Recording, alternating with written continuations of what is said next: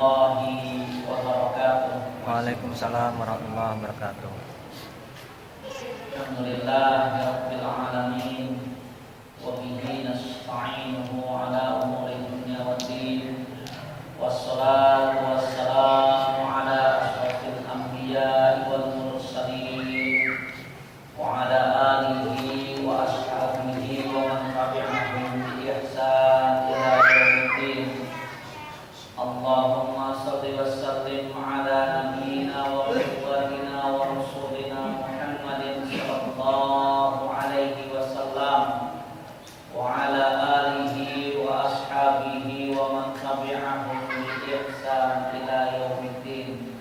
Wa qad qala Allah ta'ala fi kitabihil karim ba'da a'udzu billahi minasy syaithanir rajim. Ya ayyuhalladzina amanu taqullaha haqqa tuqatih wa la tamutunna illa wa antum muslimun.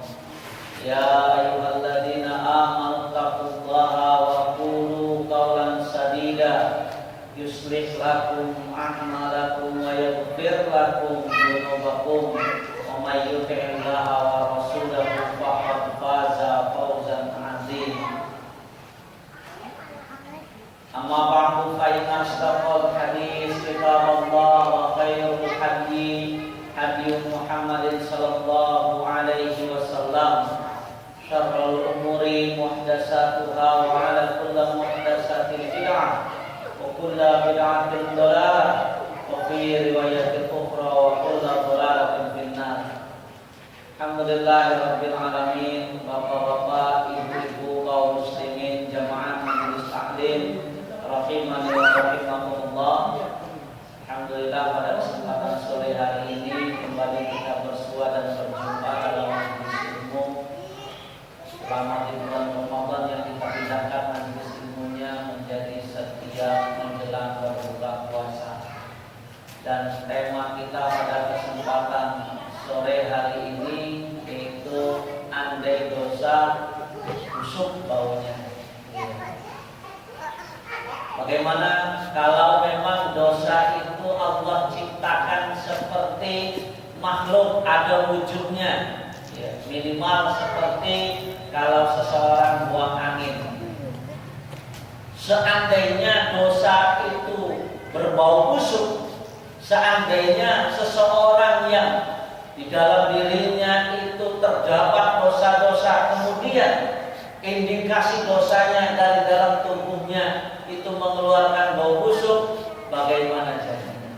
Nah, ini sebenarnya adalah sebuah kalimat yang harapannya akan membuat kita semua bermuhasabah.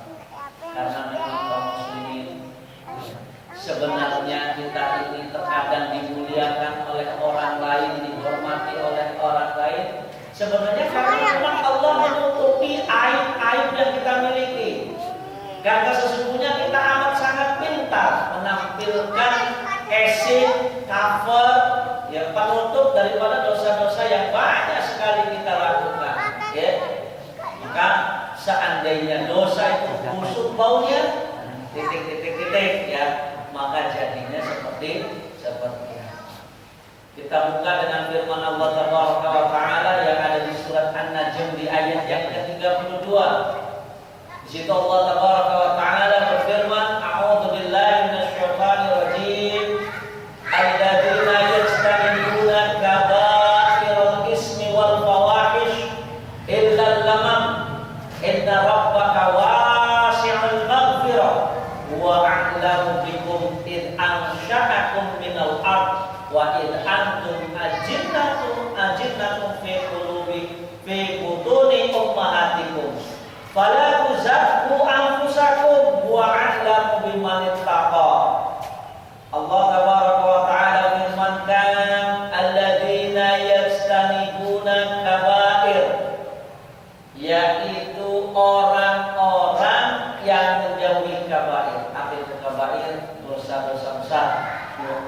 Ada sebuah kitab bagus sih dia, namanya Kitab Kabair, dikarang oleh Imam Zahabi.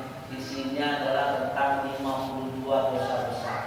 Itu kalau mau dibahas, kebetulan dosa-dosa besar itu kebanyakan dianggap remeh oleh sebagian manusia, sebagian kaum muslimin, khususnya yang ada di Indonesia. Yaitu orang-orang yang menjauhi dosa-dosa besar, ya, wal fawahish, yang maka dari kata-kata fahisyatun, ya, dan perbuatan keji illal lamam, selain dari kesalahan-kesalahan kecil. Kesalahan yang dimungkinkan karena sifat lupa, salah yang dimungkinkan karena sifat tidak sengaja, bohong kecil, salah bicara, salah pengertian, ketidaksengajaan. Maka inna rabbaka wasi'ul maghfirah, sesungguhnya Rabbmu maha luas ampunannya, wa'lam minkum, dia lebih mengetahui tentang kondisi kalian, ya.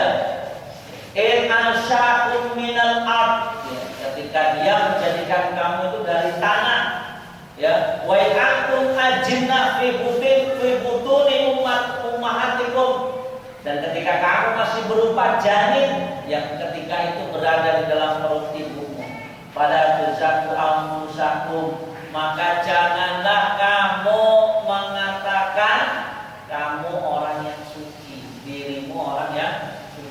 Jangan ada salah seorang di antara kita mengatakan saya orang suci. Jangan. Al-insan mahalul khata'at.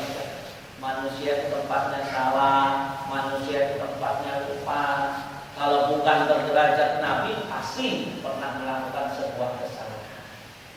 Dan sesungguhnya Allah tidak artinya apa ya?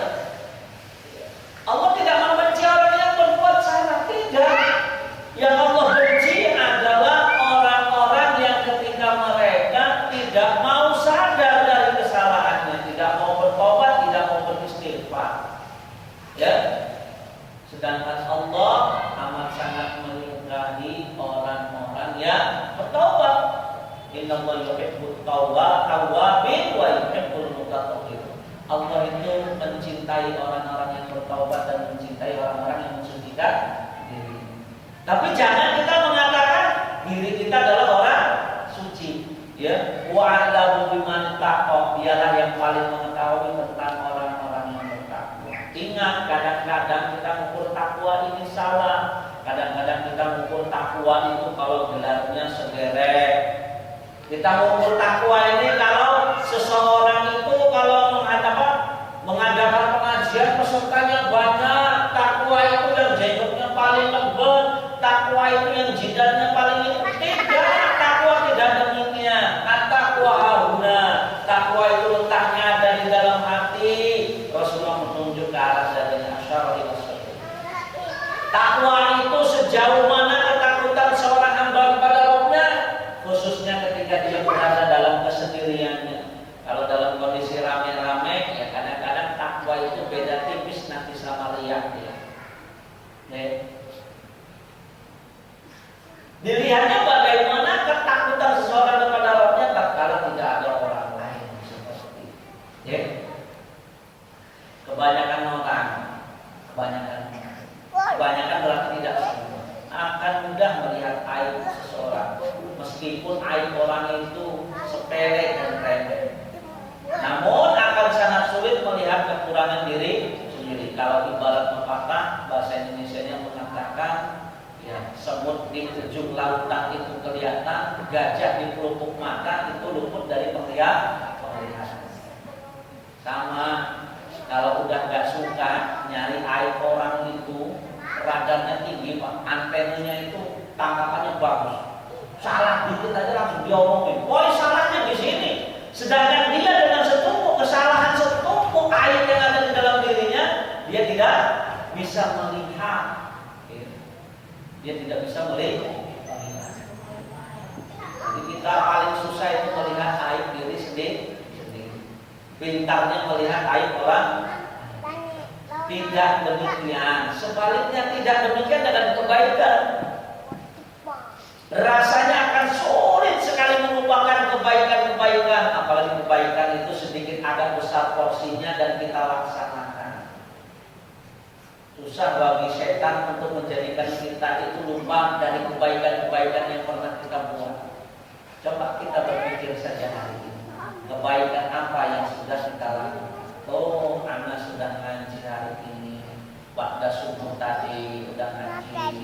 sudah sedekah, sudah talabul ilmi, sudah silaturahim, anak sudah bantu orang tua, semuanya sudah dilakukan dan itu tergambar jelas di otak kita. Tapi tidak demikian, setan akan mengaburkan pandangan kita dari kesalahan-kesalahan yang pernah kita lakukan. Coba antum tulis hari ini, daftar kesalahan antum apa? Daftar kesalahan kita apa dah sebenarnya? Baru menulis mikir kita, kayaknya ada yang salah, benar semua kita hari ini.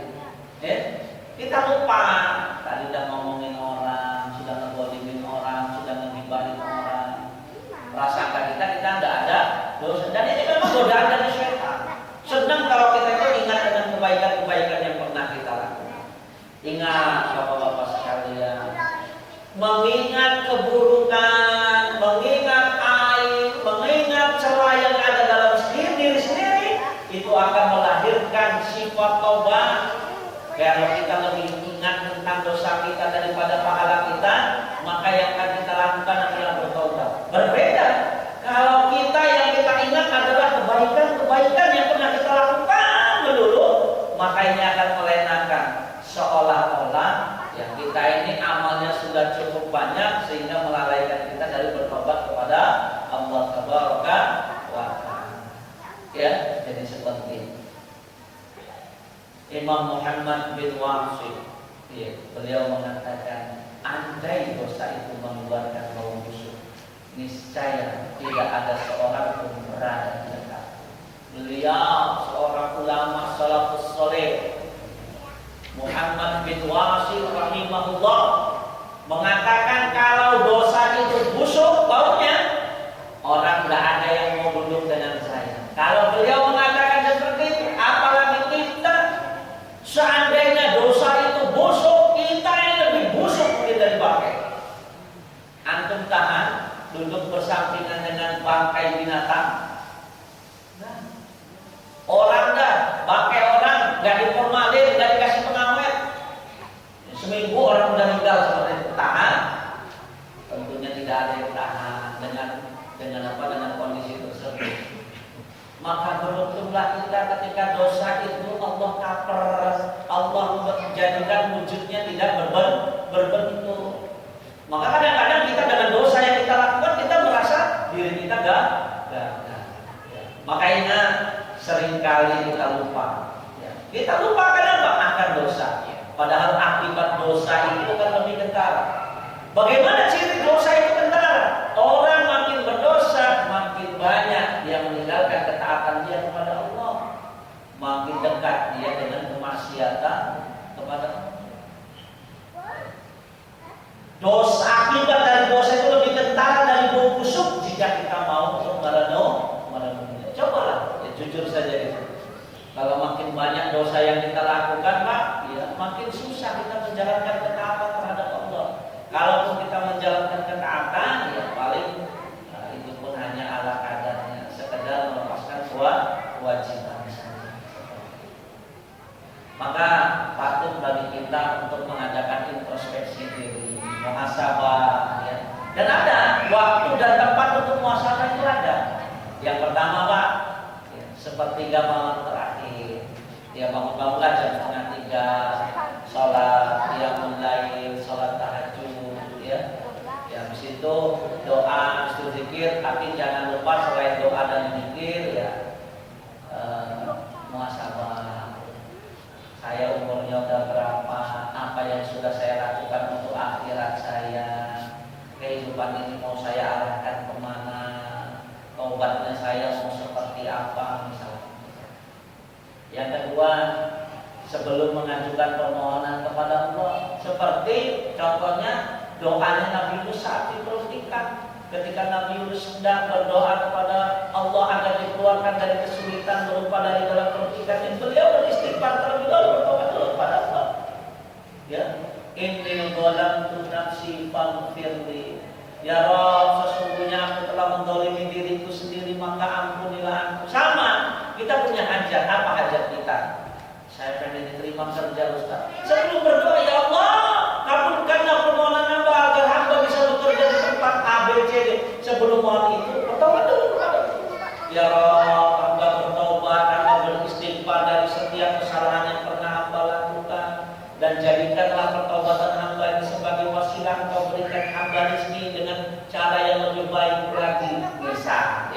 seperti itu. Kita bertobat sebelum kita mengajukan hajat, permohonan, keperluan kita.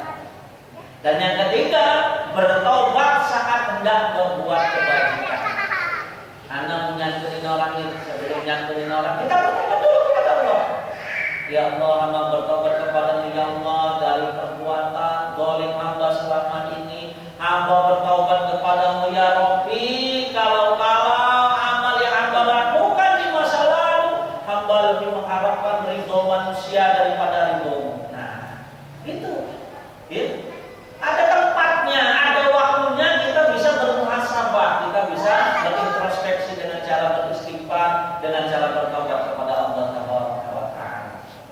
Dan ingat, jangan hentikan ingkar munkar. Jangan menghentikan melarang dari perbuatan yang munkar. Di surat Al-Baqarah ayat 44, Allah Taala mengatakan, "Atamuruna an-nas bil birri wa tansawna anfusakum wa antum tatluna al-kitab afala ta'qilun." Awalnya ayat ini gini memang bunyinya.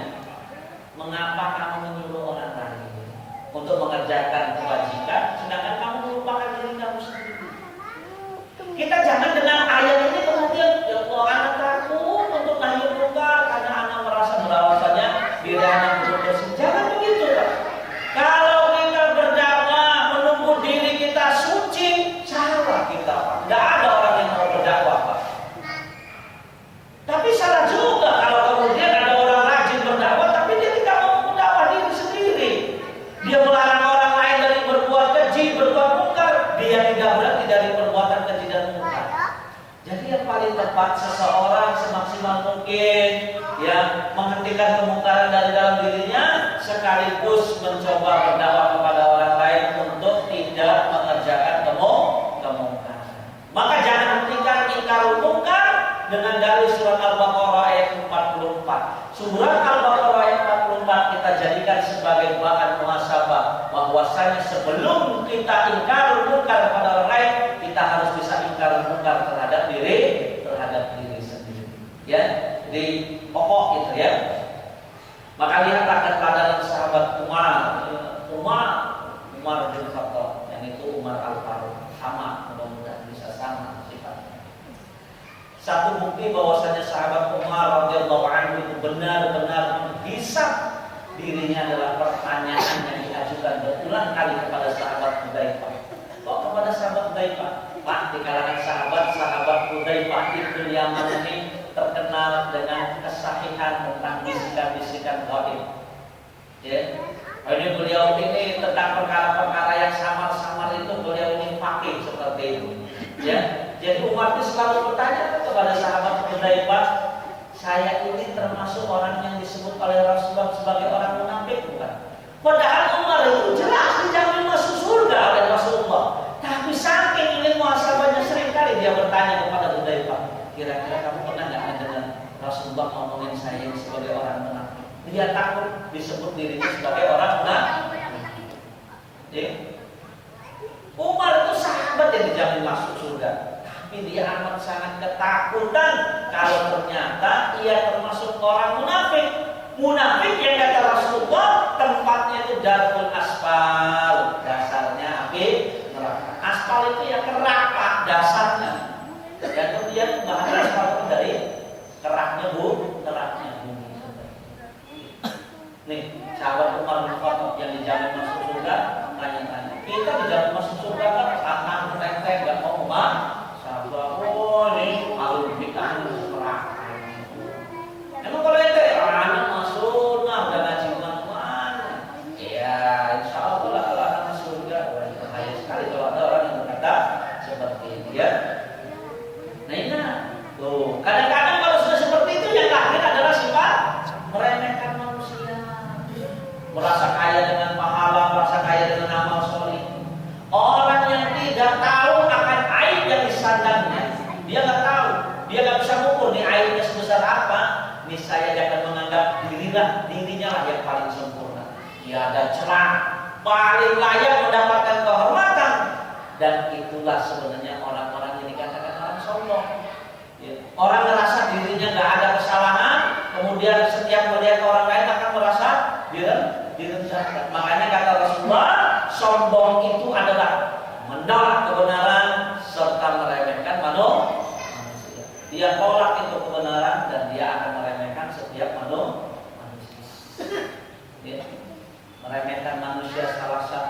sifat orang yang tidak bisa melihat aib dirinya sendiri.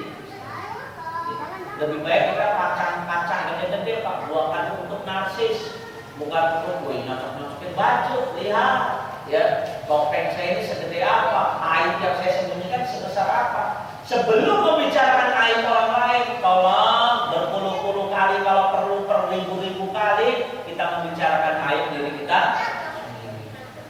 Jangan pasirnya benar ngomongin aib orang lain, ngelihat aib orang lain dikit aja Pak, aduh pinternya bukan main. Aib dirinya sendiri gak ada yang bisa dilihat. Ya. Ibnul Qayyim rahimahullah, Syekhul Islam Sani juga. Beliau mengatakan ada 3 perkara, 3 hal yang menjadi akar kesalahan. Yang pertama, takabur, merasa besar dengan dirinya sendiri. Dan takabur inilah yang menjerumuskan iblis dalam kedudukan yang hina. Iblis itu tadinya termasuk apa? Termasuk penduduk surga, termasuk orang yang bertauhid, mengesahkan Allah. Tapi ketika dia mengatakan khalaqtani min nar wa khalaqtahu min tin, kemudian dia merasa bahwasanya saya lebih mulia daripada Adam karena penciptaan saya dari apa? Dari api, sedangkan syaitan diciptakan dari apa? Dari Adam diciptakan dari tanah, maka dia akhirnya takabur. Yang kedua, tamak inilah yang mengeluarkan Adam dan Hawa dari surga. Allah sudah bilang, ente makan, ente minum buah-buahan semua makanan yang ada dalam surga. Dari semua yang ada dalam surga yang jumlahnya tidak bisa terhitung ini, cuma satu pantangannya, ente jangan dekati yang namanya pohon kuldi, jangan makan itu buahnya. Saking tamaknya, saking rakusnya, ya, yang dia apa? Yang didekati dan yang dimakan ini adalah pohon kuldi. Akhirnya dibuatkanlah dia dari dalam. Ya. Yang ketiga yang menjadi akar kesalahan, hasad. Itu yang membuat salah satu anak Adam membunuh saudaranya Qabil, membunuh Habil. Iri dengki dengan nikmat orang lain. Harusnya yang nikahin Ikrimah itu saya, kata Qabil, karena saya lahir berbarengan dengan Ikrimah. Lah Buddha yang lahir bersama dengan Habil, ya harus disilakan dengan Qabil dan Ikrimah. Maka kalau dari dalam diri kita ada sifat takabur, ada sifat tamak, ada sifat kemudi, jangan pernah mencela orang lain.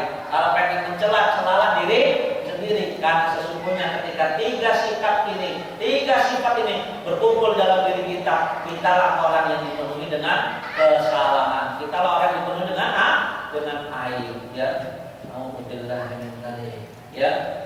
Maka Al-Ahnaf bin Qais mengatakan, tidaklah seseorang menyombongkan diri kecuali karena kehinaan ada dalam dirinya. Orang sombong itu karena ada kehinaan Pak dari dalam dirinya. Lihat bagaimana Qarun, inna ma'utitu min ilmin indi. Ingatlah ketika Fir'aun mengatakan ana rabbukumul a'la. Sebenarnya yang ada dalam jiwa mereka itu adalah kehinaan. Kehinaan karena senantiasa menghamba kepada nikmat duniawi. Kehinaan karena senantiasa menghamba kepada popularitas, ketenaran, rakus terhadap jabatan. Maka orang-orang sombong itu adalah orang-orang yang dipenuhi dengan kehinaan dalam dirinya. Itulah yang dikatakan Al-Ahnaf bin Qais. Abu Hafs mengatakan, barang siapa yang melihat dirinya dengan mengagumi sesuatu padanya, berarti dia telah membinasakan. Kita Pak, Allah karuniakan pun pendidikan tinggi, Pak, S1, S2, S3, itu Madinah, Mekah, Pura, tiba-tiba kita merasa, wih, hebat itu mana di sini nih, ya, yang dari gelar LC, Master, ya, LC itu lucu Pak, ya.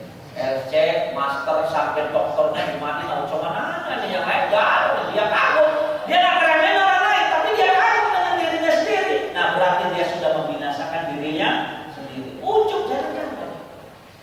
Dari semua yang kumpul kayaknya cuma jenggot saya yang paling panjang. Wah ini wah yang pastinya cuma saya. Hati-hati kalau sampai kita bicara seperti itu. Kalau kita memandang orang ini selama masih Islam, nggak belajar apa saya kan ya. Saya kan udah cingkrang selama itu.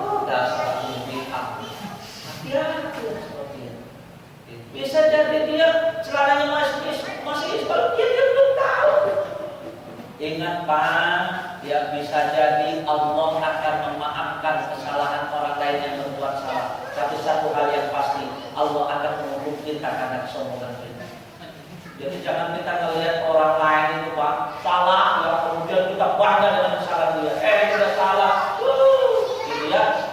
Orang salah bisa jadi karena dia apa, bisa jadi karena dia lalai, bisa jadi orang yang memaafkannya. Sedangkan yang pasti kita dengan takaburnya kita akan dibinasakan oleh Allah Tabaraka wa Ta'ala. Berapa menit lagi? 15. Ya, maka ingatlah surat Al-Mu'minun ayat 76.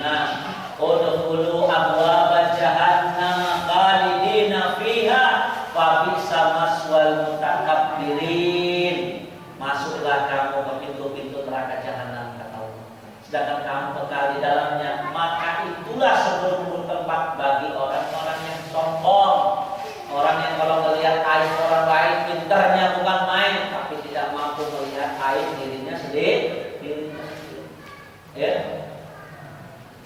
Waduh, ya pakai pihak masuk kata Allah. Kalau udkhulu ya abwaabal jannah, pintu-pintu surga enak. Ya, ini abwaabal jahannam. Kita diperintahkan masuk ke pintu-pintu neraka jahanam. Nauzubillah min dzalik. Nauzubillah. Ya. Ayo sekarang kita hitung ya untuk muhasabah matematik. Umur dalam yang 63 dan 60 tahun. Balik banyak anak ya di sini. 17 tahun ke atas ya. Ini kompilasi doang. Ya 17 tahun ke atas. Baliknya kita nggak 17 tahun ya. Ini rata-rata ngeliatnya 12 tahun ini udah dewasa. 12 tahun kalau sudah bisa ngebedain mana cewek cantik, mana cewek jelek, kain balik gitu. Ya. Kalau orang belum balik itu melihat cewek itu sama semua, mau cantik, mau jelek sama. Ya. Kalau sudah keluar jakun bisa bedakan mana yang cantik, mana yang jelek, itu udah balik. Ya. Konversi mukalaf ke hari taruhlah kita 17 tahun nggak apa-apa, sweet 17. Nah, ya 43 tahun. Konversinya kalau dihitung ke hari dari 43 tahun dikali 365 itu kurang lebih 15.480 hari. Jika satu hari satu dosa, itu kalau cuma satu dosa, maka ada 15.480 dosa terkumpul. Itu kalau cuma sehari satu dosa. Masalahnya kita ngomongin orang sehari sekali enggak? Kita itu lebih daripada kayak minum obat 3 kali sehari. Iya. Itu baru dari segi ngomongin orang lain, belum mengambil hak milik orang lain, belum mendolimi yang lain, belum kalau ngambil RU pakai sendal jepit punya orang lain. Ya. Sepatunya nggak mau dibasahin tapi sendal jepit orang lain nggak permisi nggak apa, nggak ada tulisan masjid, nggak ada tulisan musola kita pakai, kita menganggap itu bukan dosa. Dari mana bukan dosa? Ya, ente itu sama-sama ngambil. Bedanya ente ngambil tidak memiliki, tidak berniat memiliki. Kalau maling, kalau saleh ya diambil abadan seperti selama-lamanya untuk ini memiliki. Bagaimana Pak jika tiap hari ada ratusan, bahkan jutaan dosa yang kita perbuat? Kalau setiap ketemu sama si fulan yang diomongin fulan yang lain, pernahkah kita berbuat kebajikan sebanyak itu? Ya ukur aja matematiknya. Dosa kita sama kebajikan kita banyak mana? Jika sudah, apakah semua amal kebajikan itu ikhlas? Sesuai nggak dengan contoh Nabi? Jangan-jangan udah ikhlas nggak sesuai dengan contoh Nabi? Sudah sesuai dengan contoh Nabi nggak ikhlas. Jika keduanya nggak ada dalam amal kita lakukan, maka yang tersisa dalam kehidupan kita ini hanya dosa. Kalau dosa, ya nunggu apa lagi? Nunggu sampai 63 tahun, kalau nyampe. Kalau kayak bapak saya udah bonus. Ya. Kalau kita belum tentu bisa nyampe seperti ini. Ada garansi Pak. Bisa umurnya lebih daripada 63 tahun. Kapan lagi ya?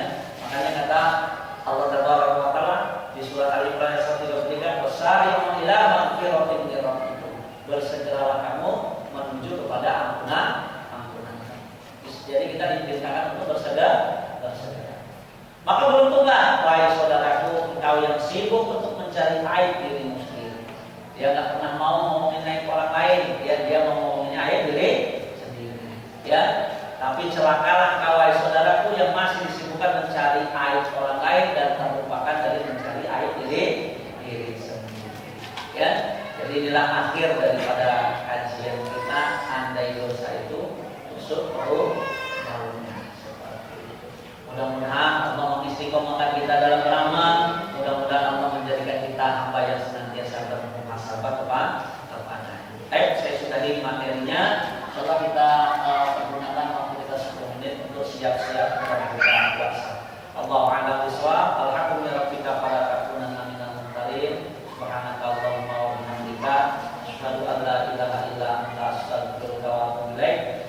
qouli hadza wa billahi taufiq wal hidayah. Assalamualaikum warahmatullahi